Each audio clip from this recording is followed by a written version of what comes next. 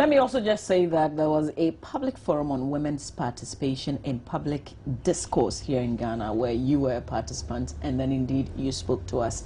I've got the footage. I just want to show so that we will all understand what we're coming to talk about next briefly here. Equal representation in the governance structure has been the message of many gender activists in recent past. Many are those who feel that women are largely sidelined when it comes to issues of governance in the country. While some progress has been made regarding increasing the number of women represented in some aspects of governance, particularly the legislature, a lot more female involvement is still being advocated. Currently, just about 10% of parliamentarians in the country are women. These and many more were the issues that were discussed at a public forum on media and women's participation in public discourse in Ghana held in Accra on Wednesday. News editor and anchor at Accra-based Joy FM, Jifa Bampo, says the issue should be blamed mainly on apathy amongst women, as well as the inability of most women to move beyond their comfort zones to ensure they are duly recognized. A lot of apathy. They don't seem to be interested in serious issues, and so their contribution to issues of national concern seems limited. They restrict themselves to comfort zones, sometimes to the softer side of their mandate. Sometimes you hear people say, I just don't want to publicize myself. If my work is good, everyone will know. There's also the challenge of being unwilling to inconvenience oneself for a program or for an interview or to provide information. And then there's the lack of knowledge about the effective means of communication, knowing how the media works and using it for maximum effect. Member of Parliament for Ablekuma South, Esla Owusu, in an interview with Joy News, said there is the need for specific interventions by political parties, such as that made by the new Patriotic Party and other stakeholders in governance, to ensure a lot more participation by women in the running of the country's affairs. Okay, so Madam Esla Owusu Ekufu is indeed my guest. I didn't want you to hear her there, but here right now. She's a member of Parliament for Ablekuma West constituency here in the Greater Accra region. Okay, so which one is your problem? How many MPs, women MPs in Parliament, really do you see contributing to discussions either on radio and on television? A few. Yeah, it's always the same people, really. Is it like yourself?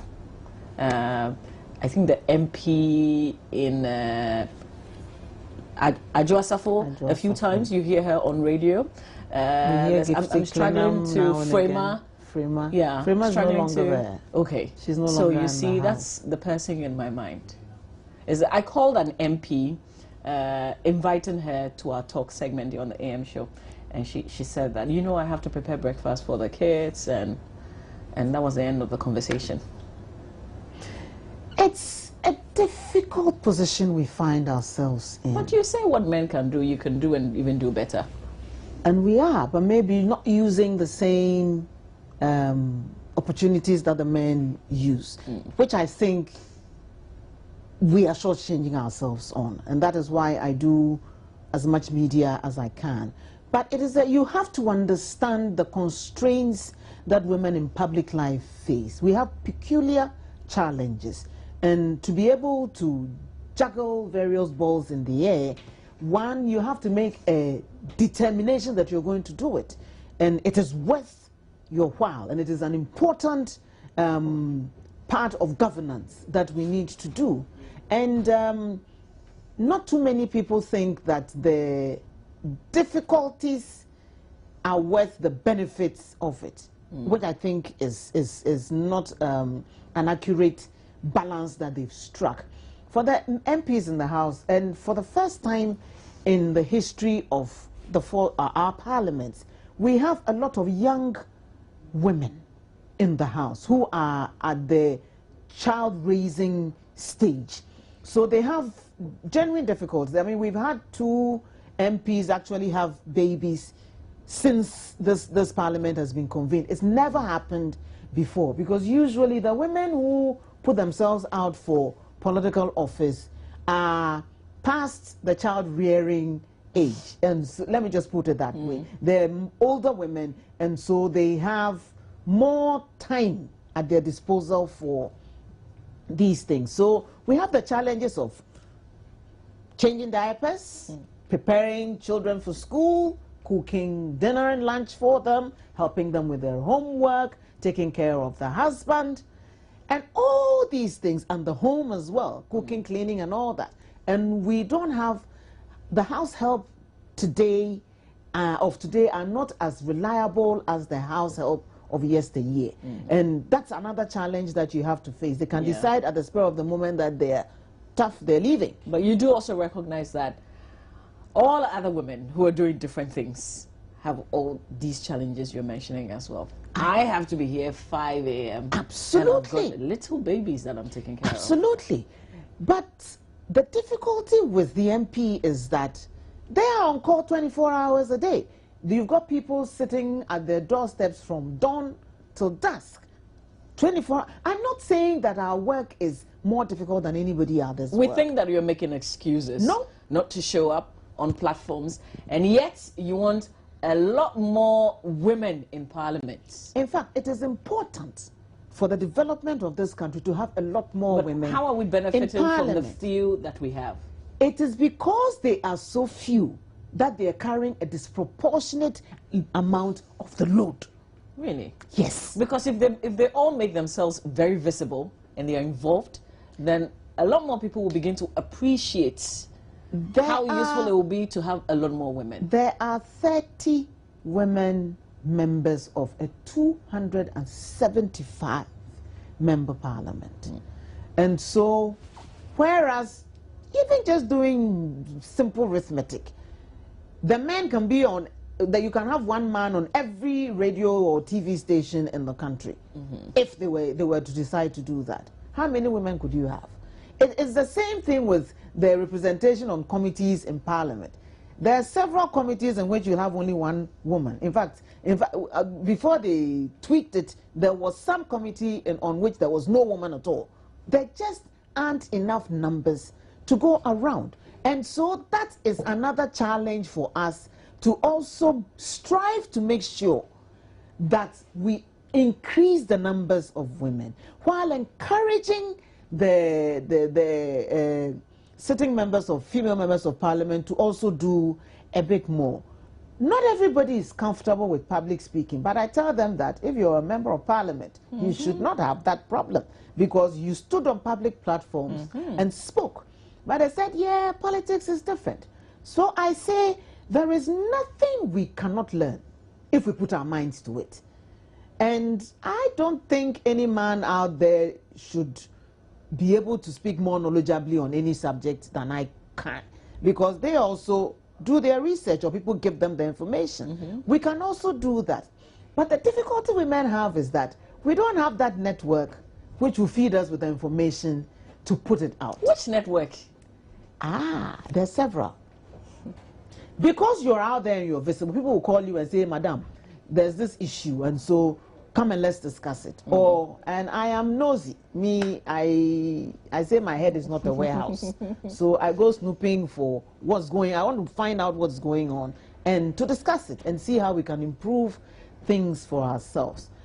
The people have different makeups, not makeup, but people are made differently. Yeah, So let me sure. just correct that. People have different temperaments, different styles and all that. Some are reserved and all that. But once you've decided to go into politics, you don't have that luxury of picking and choosing what you will discuss. Should we expect anything to change after this forum? Oh, I'm sure you will see a few changes. And some of the women have very, very interesting stories to tell. Yeah, but they won't tell us, so... I'll give you one MP that I think you should get on your show. Okay. She started life as a Kayayo. She's a member of parliament Wow. today. Would people be interested in hearing that story? Definitely. That's Gifty- an inspiration piece right Gifty there. Clenham. I keep telling her that she should be an inspirational speaker. And she said, well, do you want to friend me? I'm Mekasa. So I'm giving you this challenge. Okay. Talk to the MP for Samankesi, Gifty Clenham. I will. She started life as a Kayayo. Wow. She's seen it all. She's been homeless before. today she's a member of parliament. How she did it would be an inspiration to every other woman struggling out there. But if I didn't mention it to you, you wouldn't know. No So way. yes, I think we can do a lot more about showcasing what we've been able to achieve. And we've done things that people would be interested in hearing. We have opinions that people might find interesting. They may not be mainstream, but we're not all robots. We can look at the same issue from different angles. Definitely. And come up with different positions. And that will just spice up the yeah. You see how the public refreshing it is discourse. whenever you make an appearance on Newsfile, for instance. I mean, I enjoy everybody it. just would, love you sitting there with the men and talking about issues. So we want to see a lot more of other women but like it's not you easy, in Parliament. Sweetheart. Yeah, It's but not nobody easy. said it was going to be easy. So they just have to inconvenience themselves a little bit. They can, but when you have people throwing sexually laced insults at you because you're a woman who's put yourself out there, it hurts. Not just you, it hurts your kids, it hurts your relationships, it hurts your family. We've got to get over it. No, it's not that easy. There are other people in other sectors who are also facing it. But it's especially targeted at women in political life. And you can talk to, and it's not just from your political opponents, but it's even internal. From your internal opponents will also throw that, it seems to be the insult of choice. I've never heard any man being publicly insulted as being a male prostitute or having slept their way to the positions they occupy. But ask any woman in public life, they throw that at you. Why? They're very competent, beautiful, articulate, self-assured, and knowledgeable women out there. But if I'm going to open my mouth and express my opinion and somebody is going to tell me that, you only got this position because you slept with somebody. That's painful. Why do I want to put myself, to expose myself and my family to all that? That is one major factor militating against more women being visible out there. And I think it's something that we need to focus head on and condemn wherever it occurs. And assure others that it's only the truly ignorant or small-minded, I call them vile effusions of weak minds, who would put such drivel out there. You know, it's not nice at all. We can agree to disagree, and I express myself forcefully and passionately on the things that I feel strongly about. That doesn't mean I have to be subjected to verbal or physical abuse, and I've got them all. Physical abuse, verbal abuse, death threats, you name it. For some period of time, over a period of about 3-4 months, I wasn't even sleeping in my own home. I had to be moving around because there are people lying in wait for me. How many people would put themselves through all that? And there have been a few times when I've come close to saying, this is not worth it. I've taken a huge pay cut being in politics. I've drained the few reserves that I had in my bank account. And yet people will happily tell you that you are a politician, you're a thief. Sometimes you feel like punching someone in the face. Let me just say that we appreciate the work that parliamentarians are doing, really, because sometimes we do know that even the little that you have to take to do your work, it doesn't come quickly. Even buying fuel in our cars now is becoming a challenge. Yes, and it's a reality. I have colleagues. Are you not given fuel coupons? No. Nobody gives any MP any But fuel how does it coupon. work? You do everything with the salary they give you. You pay your own driver, your own security, your own house help, your own office staff. Can I say what a few Ghanaians will be trying to tell you right now? No. Welcome to being Ghanaian. I've always been Ghanaian.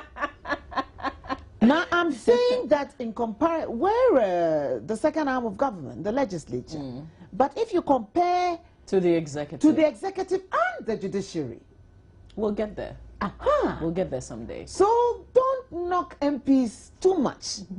We are very mindful of the pressures that our democratic structures put on the public purse. And so we are making whatever sacrifices we can. But it is not easy. And in addition to all that, I don't hear any judge or director in the ministry being obliged to go to 5 funerals every weekend and make donations and visit 6 churches and still pay collection, and not just the 10 city, 20 city collection, but It has to be heavy. It has to be an honorable. We appreciate the challenges that you go through, and I want to say thank you for being my guest this morning. Really, thank you. It's my pleasure. I've enjoyed you thoroughly, Thank and I want to you. have you again sometime. I will be back. All right. Thank you for the opportunity. All right.